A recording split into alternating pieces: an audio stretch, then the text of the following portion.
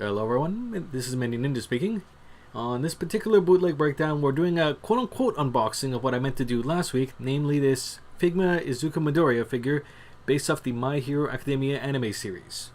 I say unboxing loosely because, as you can see, this one didn't come in a box, and actually there's a few quirks that I'm noticing about this bootleg which I haven't seen on other ones that are on YouTube, but we'll go about that a little bit later.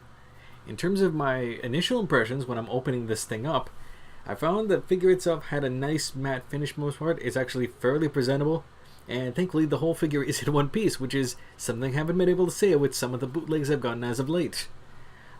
In terms of the paint finish, most of it is a nice clean matte finish on the figure in this case, except for a little bit of semi-gloss on like the elbow joints and the knee joints there. In terms of the hair gradient, because I know this figure is supposed to have a bit of a transitional color, it's a nice good finish there. I'm just kind of noticing an issue I'm having with the shoulder in this particular case. There's a little bit of a soft plastic getting in the way, but that should be easily fixed. And the other shoulder has no issue whatsoever in this case. But once again, in terms of the paint finish, there's some cases where along the torso there, you can see there's things not exactly painted along the lines. But for the most part, the figure still looks pretty good.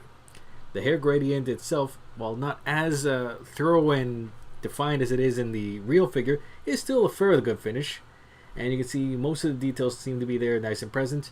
The facial decals are really well done, I find, really clean, and for the most part there aren't too many immediate visible defects on the figure. What I will note is, I'm not sure if it's like that on the real figure in this case, but I find the pouches on the side there, because they're made out of a slightly harder plastic than you might expect, are kind of hampering a bit of articulation around the waist there. And speaking of waist articulation, there's a bit of side to side and a little bit of up and down, but it's not overly movable. I'm not sure if that's specific to the toy as a whole or if it's just in my case. Looking at the hips there, like I said, the articulation is a bit stinted because of those pouches on the side, but everything seems to be working fine. It's still a nice good fit. The kneecaps, I'm a little more worried on. You can still get a little more than a 90-degree bend, but I'm not sure if it's because of the way they've been casted for the knee pads or if it's just an issue with this particular bootleg. They're not bending as well as they probably should. Yeah, I'm guessing this is going to be another case where while the joints themselves are functional, they're probably not the original style joints, or at least not fully real ones, like just odd copies, so there will be a bit of fitting issues, which would explain some of the things I'm seeing. Moving onward, we're looking at the ankle joint there. Everything seems to be moving there for the little twist there.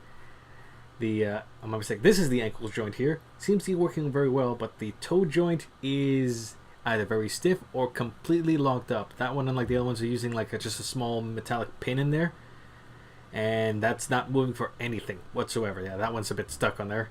And I imagine if we look at the other side, well, the ankle joint is a bit more sticking out than the other foot there, and the little toe joint is also equally stuck.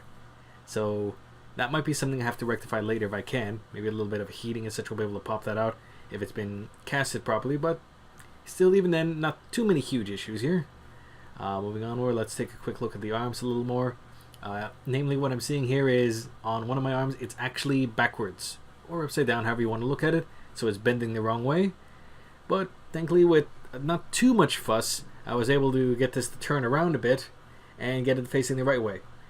What I will say is the one that I had to correct the turnaround with, and I'm still in the process of doing so in the course of this particular part of the video here, is it doesn't bend as well, just because I noticed the plastic itself is a bit poorly casted. So I am having some initial trouble fixing it. I am able to clean it up a little more as the video goes on and I play with it a bit more, but it is something to keep an eye out, because the way they have it set up is the elbow pad is supposed to kind of help hide the joint, but it also kind of hinders the movement in this particular case, just because it wasn't installed correctly in the first place. Moving on with the accessories, the first bit we're going to look at the face plates as well as the neck cowl. Now, in terms of the face plates themselves, aside from a little bit of paint issues I have around the teeth on that flustered face, everything is looking exactly as it's supposed to be. All the decals are nice in place, they're well centered in this case, seem to be of reasonably high quality, they're not coming off in this case. So, in terms of that, they're perfectly good and might even work as substitutes for the real deal. Same with the angrier face here, everything just looks really well handled. Unfortunately, the whole face mask or neck cowl, whatever you want to call, is completely wrong. this piece is supposed to be translucent. It's well casted, but it's in the wrong material here. The teeth are supposed to be painted, and it should be translucent there. Unfortunately, that's just the wrong piece. Speaking links are slightly off. We do have a set of instructions here, but they seem to either be cropped in an odd fashion, or there's parts of it that's missing. I'm not sure, as I don't have the real figure for this part to compare to. Next on, we have, in this case, what all these figures seem to carry. There's going to be a nice base to start off with. Figma, Max Factory stuff. It's very well casted. Might be the real thing, maybe a factory reject, I'm not sure, but it does the part here. The actual arm itself, you can tell this one's been poorly casted though.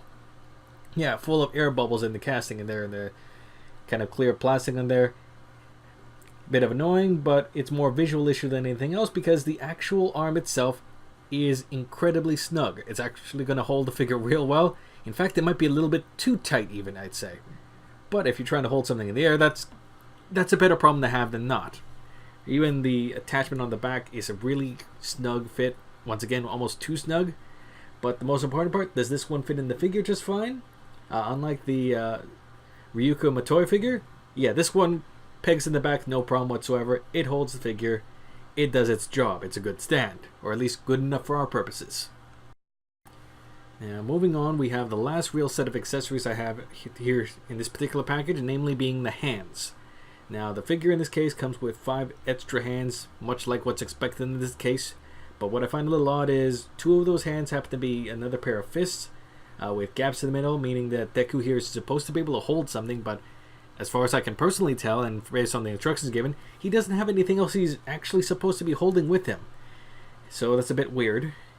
We have a set of open palm hands. These ones are clearly shown here, but as we can kind of see, there's some casting issues on the side there. You can definitely see some of the seam marks, and it becomes a little more apparent that the plastic used for the hands are actually the same kind of plastic used for the skin tone and face, because these are clearly painted on, and you can see some of the scratches underneath there, or at least you would if the camera was a little more in focus. So what that means in that case is that the gloves themselves have been painted in order to be kind of that off-white grayish tone, and that might cause some issues later on with trying to put these on later, kind of switching hands. And the last hand here is, of course, the finger flicking hand for when Deku is not supposed to be using his whole strength. Now, when I was trying to do a little bit of a quick footage bit to show how the faces look when they get switched, I did come across a bit of a problem here. You can see me take off the front of the hair just fine, but in terms of the rest of the faceplate, it actually kind of gets caught behind the other part of the hair, especially around the ear level. And I actually had to kind of yank part of the hair off a little further in order to actually free up that first face there. As you can see, everything kind of meshes there just fine, but I think the hair was supposed to be out of a slightly softer plastic, or perhaps maybe there's supposed to be a different seam line that I don't know about. But in terms of this particular head here, if I were to try to yank off the next layer of hair any further, it would probably take the whole thing off and would actually not be able to be returned without being super glued or something, because there's no clear pegging of any sort in order to put that in there. Thankfully enough, with a little bit of wiggle room, you can get the next couple of faces on here. Here's the more flustered face, and everything thankfully fits flush like it's supposed to. Looks good on there.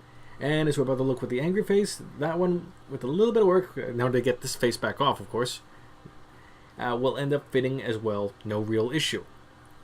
If anything, I'd say the only thing that does come up is that the front hair bit is a bit loose, or at least more loose than I care for, but as long as you're not changing it about, it shouldn't be too much of an issue. And speaking of issues in this case, remember what I said about the hands and being painted? That leads to an incredibly tight fit with the joints here. Namely, it took the peg with it. Thankfully, the pegs here are, like I kind of suspected, going to be slightly cheaper versions than the normal Figma tags. So everything kind of, there's a little bit of a tag on the end there, but otherwise it's mostly a straight peg. It's not like a ball point or anything like that, or a ball jointed to say. So once you clean things up, you can even see just demoing that the peg is actually, even though it's a bootleg one, it's still a nice quality one, bends real well. But in order to deal with this, you're gonna have to really push the peg back into the hand there in order to really get it to fit in, because the paint is getting in the way. And all in all, I have to say, for a $20 take on an otherwise $90 figure, you're doing pretty alright for the most part here. My one big gripe about it is that whole faceplate bit being casted in the wrong material, but I'm going to be frank, with the money you're saving on that and a little bit of elbow grease, you can probably make a mold of this and cast yourself a proper one out of a translucent plastic or resin. And the rest of the figure is entirely serviceable as is. So, if you could find a way to specify which one you're getting, this is still a pretty decent bootleg, I'd say, in order to pick up. And on that note, that's all I have to say for this particular bootleg breakdown. Thanks for watching, and I shall catch you all later.